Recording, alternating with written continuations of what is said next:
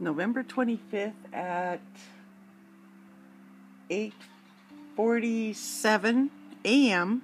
and it is now starting to snow. I don't know if you can see that,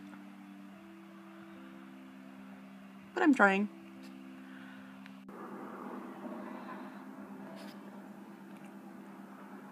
I've already shoveled this. It's 9:33 and it's still snowing. It's supposed to last till tomorrow sometime. But it's Alberta. It could keep snowing for 7 days. Don't matter.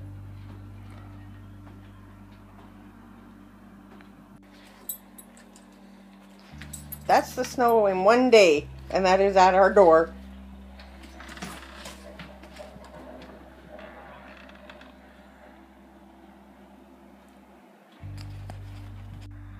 Welcome to Alberta, everyone.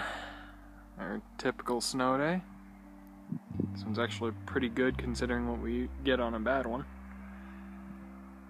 Oh yeah, come for a visit.